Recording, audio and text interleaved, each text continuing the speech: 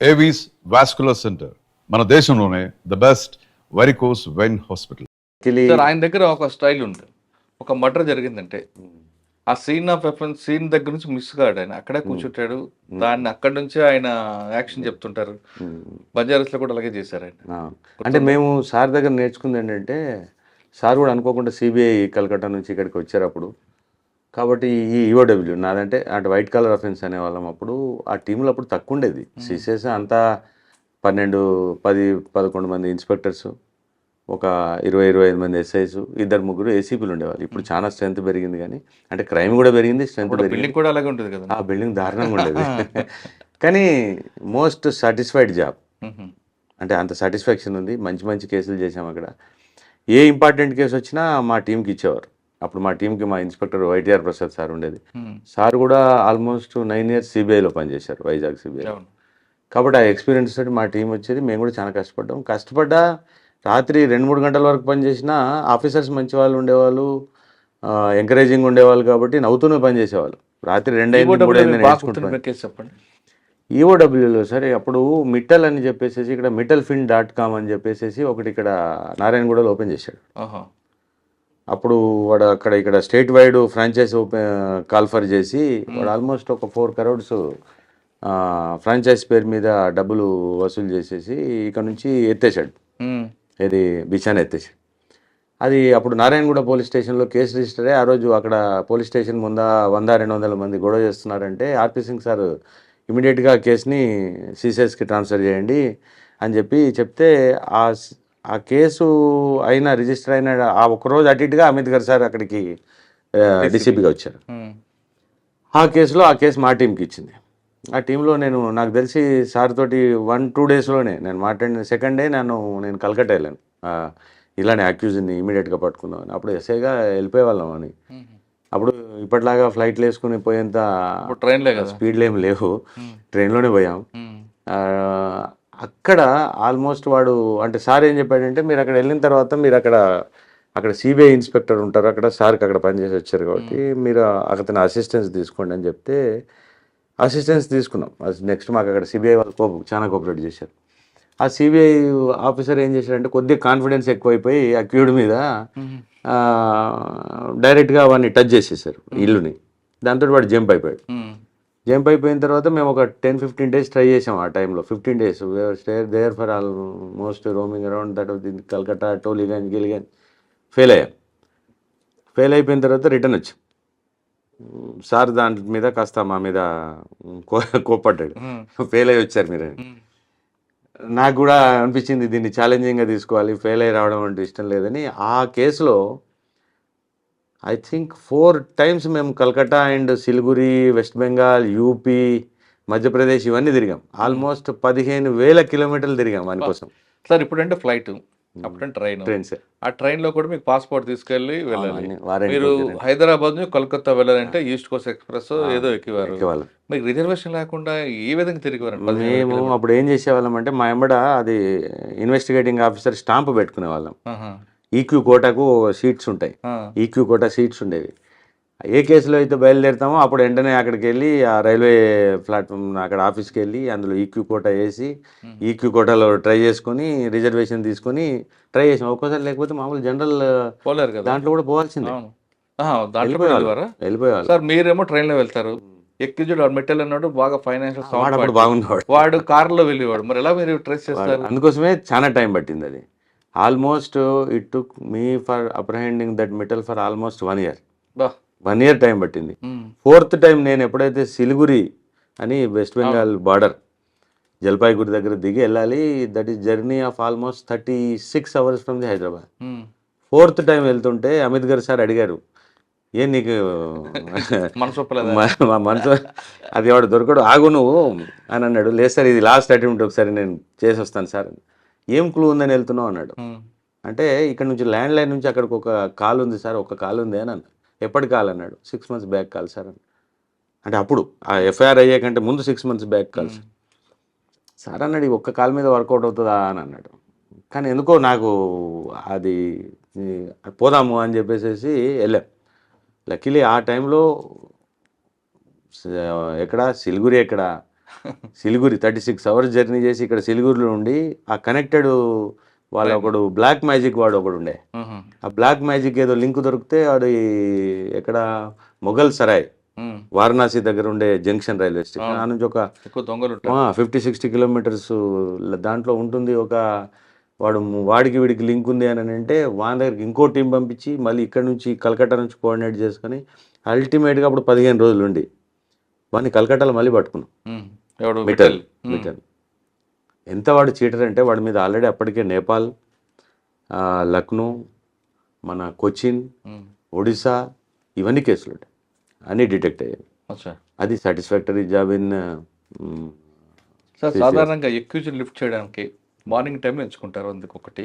రెండు, యూనిఫామ్ వేసుకుని వెళ్తే బెటరా, యూనిఫామ్ లేకుండా సివిల్ వెళ్తే బెటరా? శాస్త్ర ప్రకారం యూనిఫామ్లో వెళ్ళి అరెస్ట్ చేయాలని ఉంటుంది కానీ యూనిఫామ్లో వెళ్తే ఎవడు దొరకడు. ఎందుకంటే యూనిఫామ్లో వాడు కాల్చుకొని కూర్చుంటాడా. తతంగం అంతా కంప్లీట్ చేయాల్సి వచ్చేటప్పుడు యూనిఫామ్ బ్యాడ్జ్, నీ నేమ్ ప్లేటు అవన్నీ ఉంటాయి, అవన్నీ రాస్తాం కానీ జనరల్గా మేము సిసిఎస్లో కూడా యూనిఫామ్ ఏమి ఉండదు, మామూలుగానే మఫ్టీలోనే జాబ్ చేసేవాళ్ళం. ఐడి కార్డ్ ఎమ్మడి ఉంటుంది, ఐడి కార్డ్ ఖచ్చితంగా. కానీ మీరు తీసుకొస్తారు, కొంతమంది ఏం చేస్తారు, మిమ్మల్ని ఇబ్బంది పెట్టడానికి ఎవరో వ్యక్తులు వచ్చారు కిడ్నాప్ చేశారని ఒక తప్పకుండా అలా కూడా మా మీద కూడా కేసులు రిజిస్టర్ అయ్యాయి. నా మీద ఢిల్లీలో రిజిస్టర్ అయింది, కలకత్తాలో ఒకసారి కేసు అయింది, అవుతాయి. అంటే కానీ లీగాలిటీ ఎప్పుడు ఆల్వేస్ ప్రివేల్స్ కాబట్టి మేము కూడా కంపల్సరీ అక్కడ లోకల్ పోలీస్ స్టేషన్లో ఇన్ఫార్మ్ చేసేస్తాం ఇమీడియట్గా.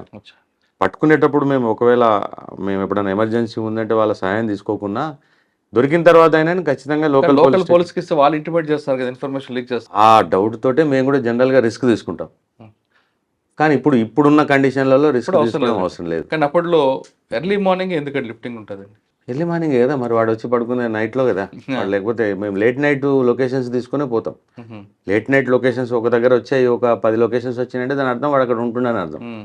లేట్ నైట్ సిడిఆర్లు లేకపోతే మనం ఇప్పుడు కదా, అప్పట్లో కూడా సిడిఆర్స్ ఉండే. అంటే 2004 నుంచి మెల్లిగా సిడిఆర్స్. సార్ మీరు ఆ మిట్టల్ గ్యాంగ్ కోసం దాదాపు సంవత్సరం తిరిగారు కోల్కత్తా. మీకు పాస్పోర్ట్ ఇచ్చిన ఇంకా ఎక్స్పెండిచర్ చాలా ఉండదు, చెప్పాలని ఎక్స్పెండిచర్ ఉంటుంది, అదంతా గవర్నమెంట్ పే చేసుకుందా లేదా మీ పాకెట్లో పెట్టుకుని మాట పడ్డామని చెప్పి? పూర్తిగా చేయదు. మనకున్న కండిషన్, మనకున్న అన్ని ఫెసిలిటీస్ గవర్నమెంట్ ఏం కల్పించలేదు. గవర్నమెంట్ వాళ్ళ శాస్త్ర ప్రకారం 200 రూపాయలు ఇస్తారు పర్ డే. తప్పదు. 200 రూపాయలు ఏమొస్తుంది అక్కడ? అదే తప్పదు, అది పెట్టుకుని చేసుకోవాలి మనం, సాటిస్ఫాక్షన్ ఉంటుంది. ఓకే. సిసిఎస్ తర్వాత ఎక్కడికి వచ్చారు? తర్వాత అక్కడ నుంచి టాస్క్ ఫోర్స్ వెళ్ళానండి. టాస్క్ ఫోర్స్ కూడా ఎందుకు వెళ్ళానంటే టాస్క్ ఫోర్స్ పోవడం నాకు నిజంగా పెద్ద ఇష్టంగా లేకుండే. అప్పుడు నా 3 years టర్మ్ అయిపోయింది ఆల్మోస్ట్ సిసిఎస్లో. అప్పుడు Rajiv Trivedi sir additional commissioner crimes ఉండే. ఏదో చిన్న విషయంలో మా ఒక ఇమీడియట్ ఆఫీసర్ తోటి గొడవై నేను చెప్పా, నేను సార్ ఎక్కడ వాల్యూ లేని దగ్గర నేను పనిచేయను, I have to shift from this place to some another place sir which is nearer to the my house. హైదరాబాద్లో సిటీ పోలీస్లో always our preference is to be the near to the residence. అంతే తప్ప ఈ police station ఆ police station అని పెద్దగా priorities ఏమి ఉండకపోయేవి. ఇప్పుడు డిస్టిక్లలో ఈవెన్ సైబరాబాద్లో ఉన్నట్టుగా శాంతినగర్ దగ్గరలోనో దగ్గరలోనో క్వార్టర్స్ ఎక్కడ ఉంటే దగ్గర. అప్పుడు మాకు బేగంపేట క్వార్టర్స్, అదే మూడే కదా, మూడే. బేగంపేట క్వార్టర్స్లో ఇంటి దగ్గర ఉండాలని కోరుకున్నాం. బేగంపేట క్వార్టర్స్లో ఉన్నప్పుడు నేను అడిగిన పోస్టింగ్ కూడా ఏంటంటే, సార్ ఆ బేగంపేట నియర్ బై ఏదైనా పోస్టింగ్ ఇవ్వండి, లేకపోతే నార్త్ జోన్ టాస్క్ ఫోర్స్ ఇవ్వండి. నార్త్ జోన్ టాస్క్ ఫోర్స్ అంటే అప్పుడు బల్విందర్ సింగ్ సార్ అప్పుడు కమిషనర్ అండి. అప్పుడు ఆయన అన్నాడంట, సార్ ఎందుకు ఆయన అంత స్పెసిఫిక్గా నార్త్ జోన్ అని అడుగుతున్నాడు అంటే, వేరే ఉద్దేశం ఏం లేదు సార్, ఆయన ఇల్లు దగ్గర ఉంటాయి. సార్ సపోర్ట్ చేసేవారు, అప్పుడు ఆఫీసర్స్ కూడా అట్లా సపోర్ట్ చేసేవాళ్ళు. మనకు కూడా సాటిస్ఫాక్షన్ ఉండేది. ఆఫీసర్స్ మన వాళ్ళు ఉంటే ఒక శబాష్ అని అంటే 1 కోటి రూపాయలు ఇచ్చిన దానికంటే ఎక్కువ దానికోసమే పనిచేసేవాళ్ళు. ఈవెన్ ఇప్పుడు నేను కానీ మా వాళ్ళు కానీ ఎవరు పనిచేసినా పోలీస్ ఆఫీసర్స్ ఎప్పుడైతే శబాష్ అని అంటాడో మనకి అది భారతరత్న ఇచ్చినంత గొప్ప కాబట్టి పనిచేస్తారు మన వాళ్ళు. దానికోసం చొక్కాలు దించుకొని పనిచేస్తారు. మీకు టాస్క్ ఫోర్స్లో ఎగ్జాంపుల్ చెప్తాను మీకు. ఒక కేసులో మేము తెనాలి వెళ్తే మన టాస్క్ ఫోర్స్లో అప్పుడు కమలాసన్ రెడ్డి సార్, కమలాసన్ రెడ్డి సార్ మాకు మా సార్ సీనియర్ కూడా యూనివర్సిటీలో. సార్ కూడా వర్క్ ఎక్స్ట్రాక్షన్ పర్ఫెక్ట్. దాంట్లో ఒకటి మీకు ఎగ్జాంపుల్ చెప్తున్నా, ఎంత కష్టపడతారు మన వాళ్ళు అనేటానికి. ఈవెన్ అంటే బ్లంట్లీ అంటే టాయిలెట్ కూడా ఆపుకొని ఒక రోజంతా టాయిలెట్ పోకుండా మా టీం అంతా పనిచేసింది తెనాలిలో. టాయిలెట్ పోతే మార్నింగ్ టైంలో టాయిలెట్ కూడా ఆపుకొని ఎవడు ఉద్యోగం చేస్తాడండి ఇవాళ రేపు మా డిపార్ట్మెంట్ తప్ప. ఏంటి అంత ప్రయారిటీ ఇచ్చిన కేసు ఏంటో? జనరల్ ప్రయారిటీ ఉన్నా మనకి ఏదైనా ఇంపార్టెంట్ ఒక టాస్క్ మీద పోయినప్పుడు వేరే డిపార్ట్మెంట్కు మా డిపార్ట్మెంట్కు అంటే నేను వాళ్ళని తక్కువ చేయడం అనట్లే, కానీ మా దాంట్లో పాపం నెత్తి మీద వేసుకొని పనిచేస్తారు. అది కరెక్టే. టాయిలెట్ వెళ్ళక కాదు, పండగ పక్కన అన్ని బాగా పనిచేస్తారు. నిజంగా నాకు ఆ రోజు వండర్ఫుల్ అనిపించింది ఏంటంటే నేను తట్టుకోలేను. నేనేం చేశాను, నేను నాతోటి కాదురా బాబు నేను వెళ్తున్నానని చెప్పి నేను ఒక ఆడ నుంచి ఒక టౌన్ తెనాలి 10 కిలోమీటర్లు ఉంటే నేను వెళ్ళిపోయా. మా టీం అక్కడ స్టే చేసింది. అల్టిమేట్గా మేము 12-1 గంట వరకు మళ్ళీ రిటర్న్ వచ్చాను. అంటే నేను వెంటనే ఒక హాఫ్ అన్ అవర్ రిటర్న్ వచ్చాను. 11-12 గంటలకు పట్టుకున్నాం. 12 పట్టుకొని తెనాలికి వెళ్ళిన తర్వాతనే మా టీం అందరూ టాయిలెట్స్కి వెళ్ళారు. నాకు ఆ రోజు వండర్ అసలు అనిపించింది వీళ్ళు మా వాళ్ళు రాక్షసులు. ఇంకా అంటే టాయిలెట్ వెళ్లకుండా పట్టుకున్న కేసు ఏంటంటే, అంటే వాడు అప్పుడు వాడి దేవుడు నటోరియస్ ఫెలో ఉండే వాంది ఆ వెహికల్ ఐడెంటిఫై అయింది మాకు అక్కడ. ఇంట్లో ఐడెంటిఫై అవ్వట్లేదు. ఆ చుట్టుపక్కల అది మనం జరిగితే దూరం వెళ్ళిపోతే ఆ వెహికల్ ఏమైనా సడన్గా వెళ్ళిపోద్దేమో, వెళ్ళిపోతే మళ్ళీ ఇబ్బంది అవుతుంది అనే ఉద్దేశంతో పట్టుకోవాల్సి వచ్చింది. వాడు ఆశ్చర్యపోయాడా? ఈ కండిషన్ వాడికి తెలియదు కదా. అంటే జనరల్ చెప్తున్నాను, చేస్తారు మా వాళ్ళు. ఇప్పుడు ఈవెన్ ఈ డబుల్ మర్డర్ కేసులో కూడా చూడండి. డబుల్ మర్డర్ కేసులో మనం ఆ రోజు అసలు యాక్చువల్గా ఉదయం పూట మాకంతా ఇక్కడ ఏంటది టీఆర్ఎస్ వాళ్ళ కౌశిక్ రెడ్డిది గొడవ నడుస్తాము. పొద్దున్నే మేము అలర్ట్ అయ్యాము. ఆ రోజు పండుగ 8 గంటలకల్లా అందరు రోడ్ల మీదకి ఎక్కడో అక్కడ పనిలో ఉన్నాం. ఆ టైంలో ఈ ఫోన్ వచ్చింది. ఎంత 36 అవర్స్ లోపల పట్టుకోగలిగాం. ఫస్ట్ అయితే అన్ఐడెంటిఫైడ్, ఇద్దరు ఎవరో తెలియదు, ఇతను ఎవరో తెలియదు. చనిపోయింది మేము ఫస్ట్ మాకు బాడీ ఐడెంటిఫై అయింది, ఒకటే బాడీ ఐడెంటిఫై అయింది. ఒక 10 నిమిషాల తర్వాత ఆ పక్కన ఇంకో పదిలో మళ్ళీ ఈ బాడీ ఐడెంటిఫై అయింది. ఫిమేల్ ఐడెంటిఫై అయింది, తర్వాత మేల్ ఐడెంటిఫై అయింది. అంటే ఎంత చూడండి ఎంత ఇమీడియట్గా మా వాళ్ళందరూ రష్ అయితే ఫస్ట్ కేసు క్యాజువల్గా ఉన్నాం. సెకండ్ ఎప్పుడైతే బాడీ ఐడెంటిఫై కాగానే ఇమీడియట్గా అందరూ, నేను మా డీసీపీ గారు కూడా స్పాట్కి వెళ్ళాం. స్పాట్లో వెళ్ళిన తర్వాత సాయంత్రానికల్లా మనకు అంటే ఏం కదా అనేది తెలిసే లోపల అంటే లక్కీలీ మన వాళ్ళంతా చూసరికి గచ్చిబౌలిలో మా వాళ్ళు ప్రాంప్ట్గానే కేసెస్ అన్ని రిజిస్టర్ చేస్తున్నారు కాబట్టి అది మిస్సింగ్ కేసు అక్కడ ఐడెంటిఫై అయిపోయింది.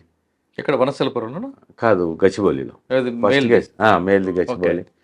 తర్వాత వెంటనే నెక్స్ట్ ఇమీడియట్గా ఈ ఉమెన్ బాడీ వనస్థలిపురంలో మిస్సింగ్ కేసు ఉండడం, దాంతో ఆ మిస్సింగ్ కేసులు గిట్ట లేకపోయి ఉంటే కొద్ది ఇబ్బంది అయ్యేది. అంటే ఈ మధ్య ప్రాపర్గానే కేసెస్ రిజిస్టర్ అవుతున్నాయి కాబట్టి క్లూ ఇమీడియట్గా వచ్చి దాని తర్వాత నెక్స్ట్ స్టెప్ వీలు కావడం, ఆ 7:30 కల్లా వీళ్ళ మూమెంట్ ఇక్కడ నుంచి స్టార్ట్ అయిపోవడం, ఇవన్నీ చూసుకునేసరికి మా వాళ్ళు రాత్రి ఆ రోజు మాకు మినిమం ఐడెంటిఫై అయ్యేసరికి రాత్రి 1 గంట అయింది. నైట్ 1 గంట కన్నా అంటే మార్నింగ్ 8 o'clock కల్లా మా వాళ్ళు ఇక్కడ బయలుదేరాల్సి వచ్చింది. రీచ్ అయ్యాం. ఎందుకు చెప్పారండి వాళ్ళు? ఇప్పుడు అంటే మెయిన్గా ఈ ఇల్లీగల్ రిలేషన్స్, మెయిన్గా ఈ మధ్య అవుతున్న మర్డర్లలో 70% ఇల్లీగల్ రిలేషన్స్, వీటి ద్వారా సెక్సువల్ జెలసీస్, ఇల్లీగల్ రిలేషన్స్. ఈ అమ్మాయికి ఆల్రెడీ 2-3 పిల్లలు, భర్త ఉన్నాడు. వాళ్ళని వదిలేసి 3వ తారీఖు నాడు వనస్థలిపురం నుంచి ఇక్కడ ఎవరో మహేష్ అనేవాడు వ్యక్తి ఏమడ, ఈడ అంకిత్ ఇప్పుడు చనిపోయిన వ్యక్తి ఏమడ ఇక్కడికి వచ్చేసింది నానకరాంగూడకి. వీళ్ళిద్దరికి పరిచయం అలాగండి. అంతకుముందు ఇక్కడ మన ఈ కొల్లూరు ప్రాంతంలో వాళ్ళు ఇక్కడ పనిచేశారు. వాళ్ళ బ్రదర్స్ కూడా ఇక్కడ పనిచేస్తున్నారు. ఇప్పుడేమో శంకర్పల్లిలో ఫామ్ హౌస్లో పనిచేస్తున్నారు. ఆ టైంలో వీళ్ళు కూడా ఇక్కడ ఈ నియర్ బై ప్లేసెస్ కాబట్టి వీళ్ళకి అప్పటి నుంచి పరిచయం ఉంది. పరిచయం ఉండి వీళ్ళు ఎప్పుడైతే కాస్త ఈ ఇల్లీగల్ దిస్ థింగ్ని స్మెల్ చేసి వీళ్ళ హస్బెండ్ వీళ్ళ ఫ్యామిలీని అటు షిఫ్ట్ చేసుకున్నాడు. కానీ బట్ వీళ్ళు రిలేషన్ కంటిన్యూ చేసినట్టున్నారు. తర్వాత వాళ్ళు అక్కడ నుంచి తీసుకొని రావడం, వీళ్ళ మోజులో పడి ఆ అమ్మాయి కూడా ఫ్యామిలీని కాదనుకొని కొంత illegal even might be prostitution side convert అయింది. ఇప్పుడు బాయ్ ఫ్రెండ్ ఉన్నాడు, తర్వాత ఏమి మరి ఇంకొక సెక్స్ వర్కర్ ఎందుకు మారింది? అంటే ఫైనాన్షియలే ఉంటుందండి. ఏముంటుంది ఫైనాన్షియల్, ఇప్పుడు ఇవాళ రేపు సెక్స్ వర్కర్స్గా ఫైనాన్షియల్ అప్లికేషన్స్ తోటే టర్న్ అవుతారు. అంటే ముందు రోజు ఇంట్లో తీసుకొచ్చి పెట్టుకున్నారా ఆయన? థర్డ్ నాడు అంటే ఆల్మోస్ట్ 10 రోజులు ముందు నుంచి ఇట్టే ఉంది ఆ అమ్మాయి. 10 రోజుల నుంచి ముందు ఆ క్రమంలో ఈ ఎవరైతే అక్యూజ్డ్ ఉన్నాడో అక్యూజ్డ్ తోటి అంతకుముందు ఒకసారి పోవడం జరిగింది. మళ్ళీ అప్పుడు పోయినప్పుడు ఏదో వీడియో తీశాడు అనే కోపంతో వీడియో అంటే వాళ్ళిద్దరి మధ్యన ఆ టైంలో వీడియో తీస్తాడా? వీడియో వీడు తీశాడు అనే కోపంతో ఈయనకి ఏదో చెప్పినట్టుంది ఈ చనిపోయిన డిసీజ్డ్కి. దాని మీద వాళ్ళిద్దరికి ఏదో గొడవ అయింది. వీళ్ళంతా కూడా ఒకే ప్రాంతానికి సంబంధించిన వాళ్ళు, ఆల్మోస్ట్ 30 కిలోమీటర్స్ డిస్టెన్స్లో ఉన్న ఈ సంబల్ ఏరియా వాళ్ళు. సిద్ధి డిస్టిక్ అని మధ్యప్రదేశ్లో ఉంటుంది, almost border to the Bihar and UP. ఆ సంబల్ ఏరియా సాకేత్ ఫ్యామిలీస్ వీళ్ళంతా, ఒకటే సర్నేమ్ కూడా ఒకటే ఉంది. దాంట్లో వీడు కోపం పెట్టుకున్నట్టున్నాడు ఏదో, దాన్ని టార్గెట్ చేశాడు వీడు. ఆల్రెడీ టార్గెట్ చేసి అలా అయితే రారని చెప్పి వీడు మళ్ళీ ఒకసారి మాట్లాడుకొని తీసుకొని వెళ్దామనే క్రమంలో మాట్లాడుకుంటే వీడు ఒప్పుకున్నాడు తీసుకొచ్చింది సమేదో మాట్లాడుకొని. 12:45 ఆ టైంలో వాడు అక్కడికి అంత నైట్లో అంత లోన్లీ ప్లేస్కి తీసుకెళ్లారు. దేంట్లో? ఆటో మాట్లాడుకొని వచ్చారు వీళ్ళు. మనకు అక్కడ లక్కీలో ఏంటంటే ఈ మధ్య మనం సీసీ కెమెరాస్ మీద వర్క్ బాగానే జరుగుతుంది. అక్కడ ఎదురుగానే ఆదిత్య హౌసింగ్ కోఆపరేటివ్ సొసైటీ ఉంటుంది, దానికి ఎంట్రీకి ఉన్న కెమెరాస్లలో క్లియర్గా వీళ్ళు ఒక ఆటోలో వచ్చి దిగి కాసేపు చేసి వెళ్తున్నట్టుగా ఉంది. కాబట్టి 12:45కి అమ్మాయిని తీసుకుని ఆటోలో వచ్చాడు. 12:45కి వచ్చాడు. 12:45కి వీళ్ళందరూ కలిసే వెళ్ళారు ఆటోలో, అంటే లోపలికి, సెక్లూడెడ్ లోపలికి ఇంటీరియర్ ప్లేస్కి. అక్కడ నుంచి జనరల్గా అయితే ఆ ప్లేసు ఎవరు పోరు అక్కడికి ఆ చీకట్లో. ఆ మెయిన్ రోడ్లో కాస్త అటు ఇటు చూసి ఎవడు చూడట్లేదని ఆపుకొని దిగి 5 లోపలికి వెళ్ళారు. ఫస్ట్ వీళ్ళు ఇద్దరు వెళ్ళారు, వెంటనే వీళ్ళని 3 వెళ్ళారు. మాకు తెలుస్తుంది ఇప్పుడు వచ్చిన, ఇంకా వాళ్ళు రాలేదు, ఇంకా స్టిల్ మధ్యప్రదేశ్లో ఉన్నారు. అంటే ఎంటర్ కావడంతో ఒక 5 మినిట్స్లోనే వీడు ఫస్ట్ వాడిని అంకిత్ని చాక్తోటి కొట్టారు. ఆ పెనుగులాటలో ఆ బోల్డర్ తోటి చంపేసినట్టు తెలిసింది. తర్వాత మళ్ళీ ఒక 10 మినిట్స్లోనే అక్కడ నుంచి వీళ్ళు ఇక్కడికి వచ్చి ఈ అమ్మాయి సెక్స్ కోసం పక్కకు తీసుకెళ్లారు, ఆ అమ్మాయిని కొట్టేశారు అని ఇప్పటికున్న ఇన్ఫర్మేషన్. అంటే కేవలం తీయొద్దు, వీడియో తీయొద్దు అన్నందుకే కాకపోవచ్చు, నేను అది ఒక్కటి దాని మీద ఏదైనా బేస్ అని అనుకుంటున్నాము. యాక్చువల్లీ ఇంత చిన్న రీజన్కి ఉండకపోవచ్చు, ఏదైనా ప్రీవియస్ ఎనిమిటీ కూడా ఏమైనా ఉందా అనేది చెక్ చేసుకోవాలి. వాళ్ళు వచ్చిన తర్వాత క్లారిటీ వస్తుంది. అంటే అక్కడ మన వాళ్ళు అడిగారు ఉంటారు కదా, ఉంటారు కానీ ఉందా అంత ఈజీగా అక్యూజ్డ్ కన్ఫెస్ చేయడు. రీజన్ అంత ఈజీగా మనం అడగగానే చెప్పడు వాడు. అవును, ఏదో చెప్తుంటాడు.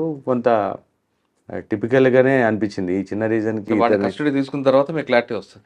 మళ్ళీ కస్టడీ తీసుకుని మేము ఇక్కడ మన ప్రాంతానికి వస్తే తప్ప విన్నారు కదా, అవును, ఇక్కడికి వస్తే వింటారు. సార్ టాస్క్ ఫోర్స్ తర్వాత ఎక్కడికి వచ్చారు మీరు?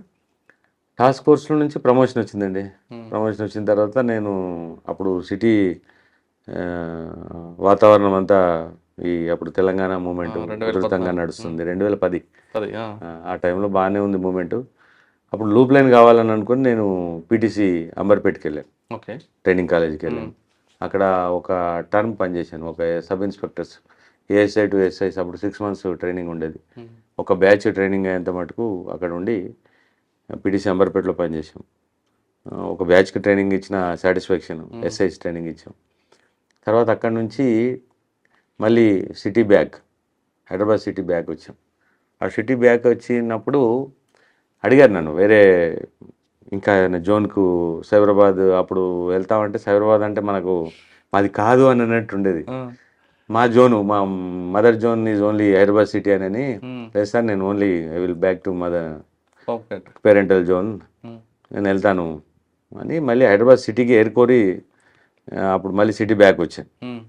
అప్పుడు యాక్చువల్గా నాకు కొంత వేరే ఒక important police station in Cyberabad ఉండేది, పోతారా అని అడిగారు. కానీ నేను సిటీ వదిలి రావడం అప్పుడు ఇష్టం లేకుండా సిటీకి వెళ్తే అప్పుడు A K Khan sir commissioner, A K ఖాన్కి రిక్వెస్ట్ చేస్తే నాకు సికింద్రాబాద్ పోస్టింగే కావాలి అని అంటే, మళ్ళీ సేమ్ యాజ్ ఇట్ ఈస్ ఇంటికి దగ్గర అని అంటే, మరి ట్రాఫిక్ ఉంది చేస్తారా అని అడిగారు. ట్రాఫిక్ ఉంది చేస్తానంటే చేస్తాను సార్ అని. మహంకాళి ట్రాఫిక్ వెళ్ళాను. ట్రాఫిక్ మీద కొంత సెకండ్ గ్రేడ్ అభిప్రాయం ఉండే నాకు కూడా. కానీ my tenure in the traffic for almost 3 years in Mahankali, that is Secunderabad railway station area, immense satisfaction. ఎలా చేసాం నిజంగా. అది ట్రాఫిక్ని మనము ప్రాపర్గా రన్ చేయగలిగి, మనము proper implementation of the motor vehicle act or the ఈ ఫుట్ పాత్స్ ఎంక్రోచ్మెంట్స్ ఇవన్నీ చేయగలిగితే సాటిస్ఫాక్షన్ ఉంటుంది.